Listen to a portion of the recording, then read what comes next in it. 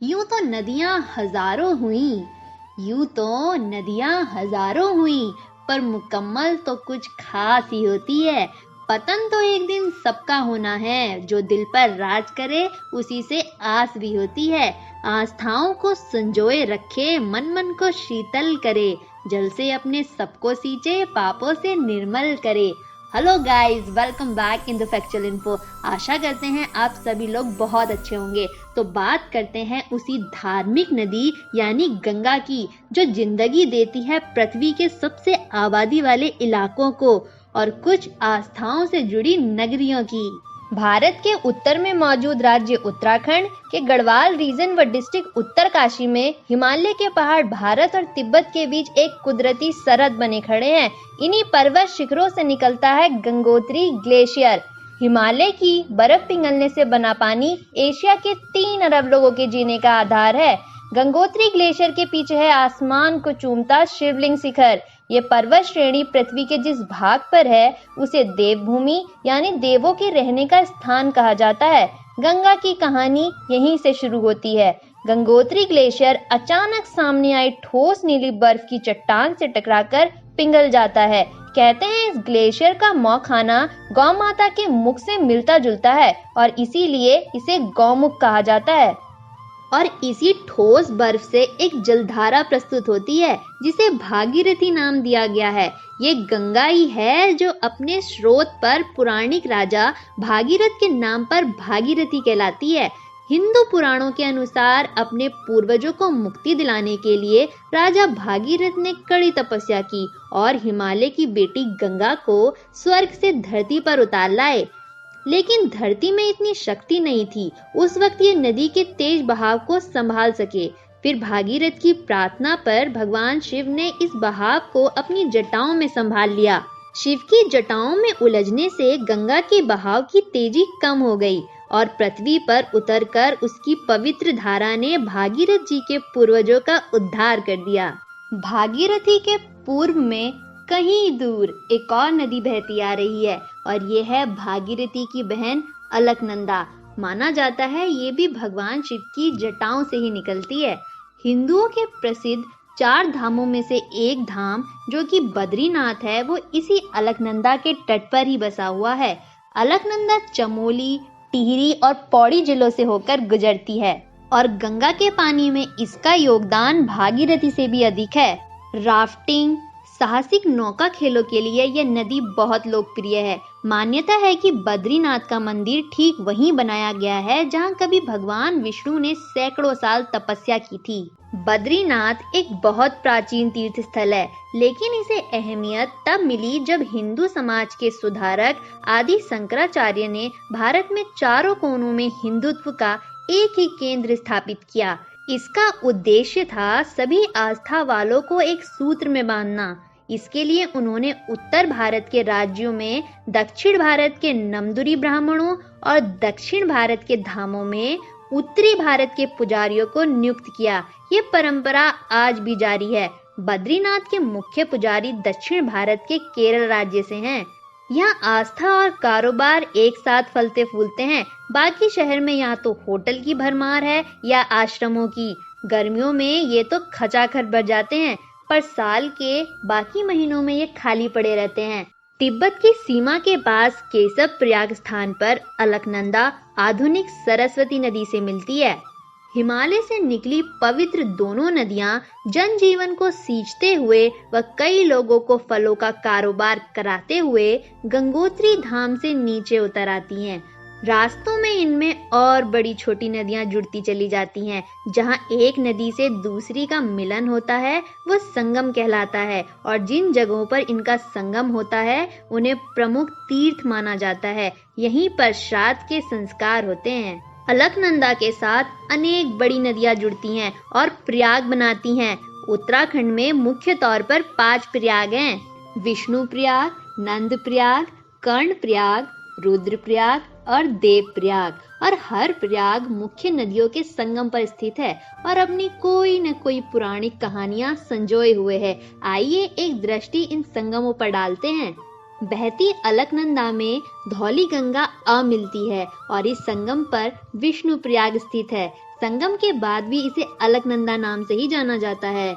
आगे चल ये नंदाकिनी से मिलती है जहाँ नंद प्रयाग बनता है और फिर अलकनंदा और पिंडर नदियों के संगम पर कर्णप्रयाग तथा केदारनाथ से निकली मंदाकिनी तथा अलकनंदा का संगम रुद्रप्रयाग कहलाता है। और दोनों पवित्र नदियों अलकनंदा और भागीरथी का संगम देवप्रयाग में होता है और इसी संगम के बाद निर्माण होता है माँ के समान पूजनीय नदी गंगा का।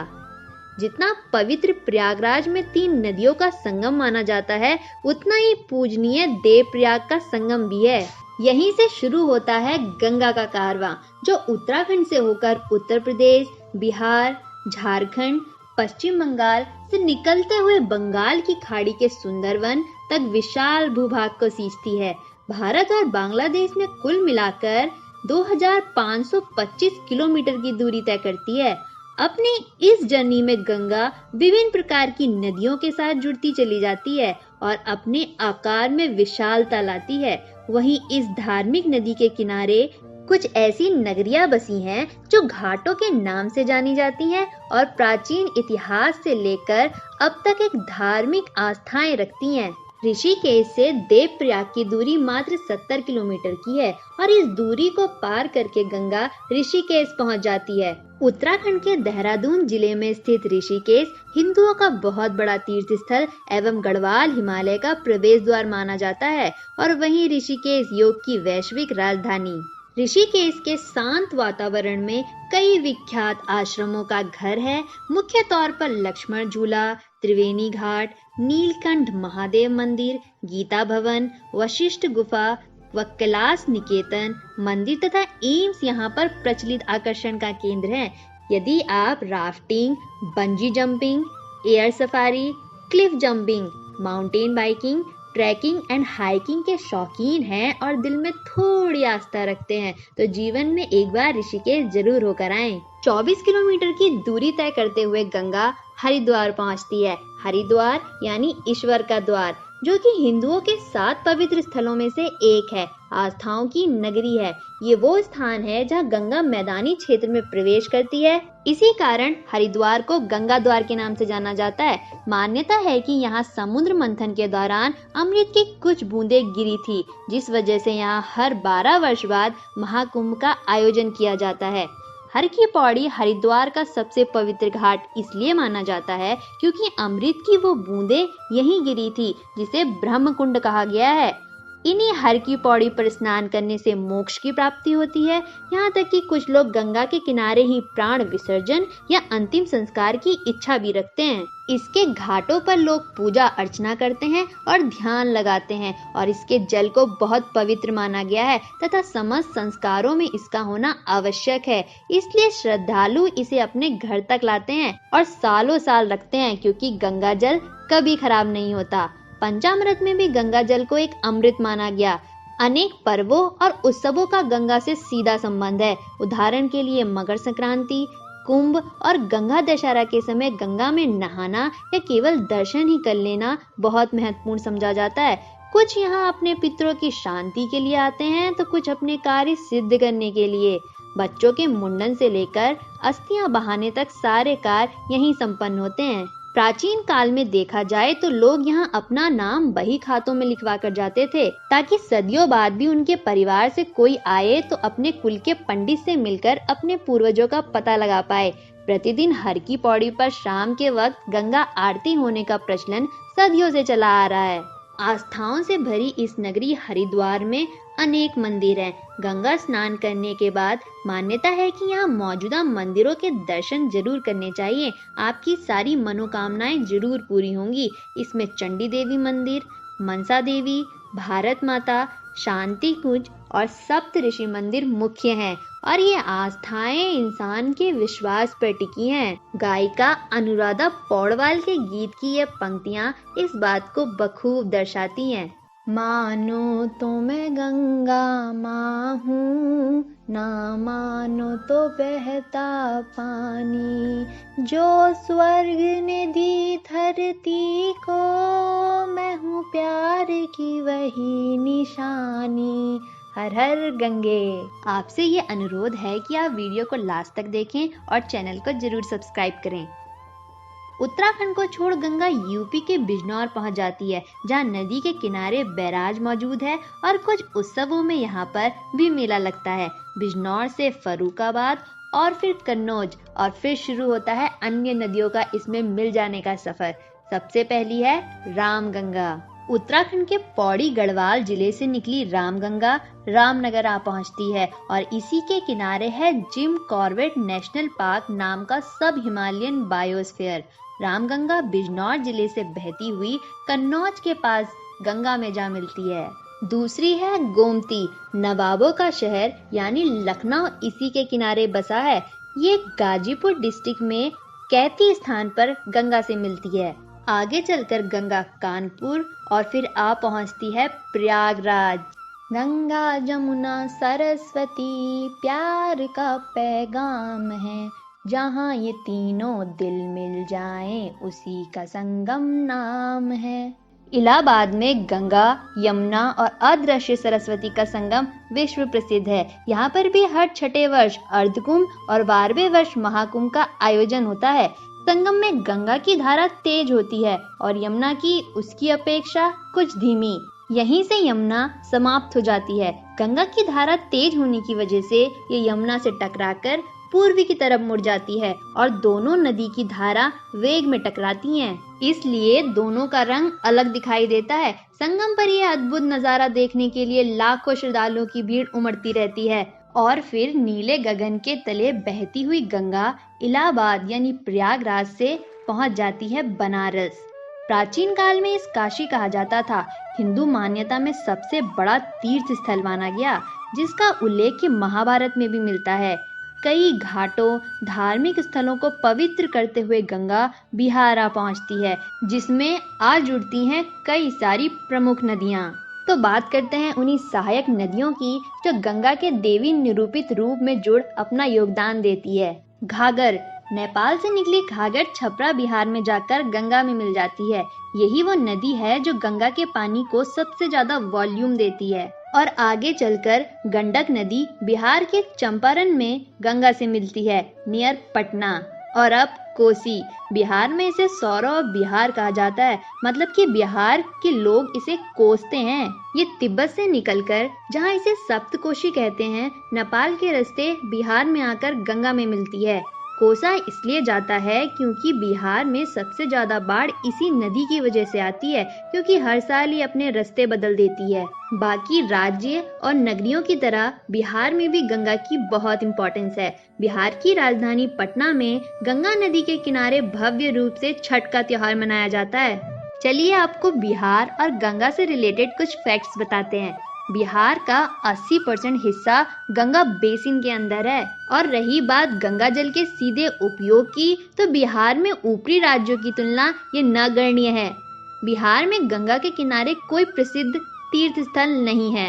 एक अध्ययन के मुताबिक गंगा के मछलियों की 143 प्रजातियां बिहार में पाई जाती हैं और पहले ये संख्या 350 थी। ये सारी नदियां तो गंगा में राइट से जुड़ती हैं, वहीं चंबल, बेतवा, सोन, यमुना जैसी बहुत सारी नदियां लेफ्ट से व अन्य कोनों से जुड़ती जाती हैं। बिहार को अलविदा कह गंगा अब झारखंड में प्रवेश लेती है। झारखंड के पाकुर में गंगा 2 हिस्सों में बट जाती है। फरक्का बैरेज से गंगा वेस्ट बंगाल में प्रवेश कर हुगली नाम प्राप्त करती है और अंत में इसमें दामोदर रिवर जुड़ती है और दोनों बंगाल की खाड़ी में जा गिरती है। हुगली गंगा की एकमात्र डिस्ट्रीब्यूटरी है। पहले ये जानते हैं ट्रिब्यूटरी और डिस्ट्रीब्यूटरी में अंतर क्या है। ऊपर बताई गई नदियां जैसे घाघर, गोमती, सोन, गंडक, कोसी ये सब ट्रिब्यूटरी हैं, क्योंकि ये गंगा में अपने पानी को ऐड करती हैं और उसे वॉल्यूम देती हैं। वहीं डिस्ट्रीब्यूटरी मेन रिवर में से पानी को बांट देती है और अपनी डायरेक्शन के अकॉर्डिंग मेन रिवर के वाटर को साथ ले जाती है। गंगा का पहला हिस्सा तो हुगली रिवर में तब्दील हो जाता है और वहीं गंगा का दूसरा हिस्सा अब बांग्लादेश में एंटर करता है, जिसे यहाँ पद्मा नाम से जाना जाता है। वहीं अपनी यात्रा तय करते हुए ब्रह्मपुत्र रिवर भी बांग्लादेश में आती है, जहां इसका नाम हो जाता है जमुना। दोनों के मिलने के बाद भी इसे पद्मा नाम से ही जाना जाता है, लेकिन इसमें पूर्व से एक और नदी मेघना आकर जुड़ती है, जिसके बाद पूर्ण तौर पर इसका नाम मेघना ही कहलाता है और अंत में विश्व का सबसे बड़ा डेल्टा यानी गंगा ब्रह्मपुत्र डेल्टा बना ये पहुंच जाती है बंगाल की खाड़ी में। इसे डेल्टा नाम इसलिए दिया गया क्योंकि जो शेप बनती है वो एक डेल्टा जैसी होती है, जो हम मैथ में एज अ सिंबल यूज करते हैं, और यहाँ आकर खत्म हो जाता है गंगा का अलौकिक व अद्भुत सफर। वहीं इस पूजनीय नदी गंगा को कई दिक्कतों का सामना भी करना पड़ता है। इसमें प्रदूषण की मात्रा दिन प्रतिदिन बढ़ती जा रही है। हालांकि इस कोविड-19 की वजह से हुए लॉकडाउन से गंगा को बहुत फायदा पहुंचा है। इसके प्रदूषण स्तर में कमी आई है और इसे मिला है एक नया जीवन दान।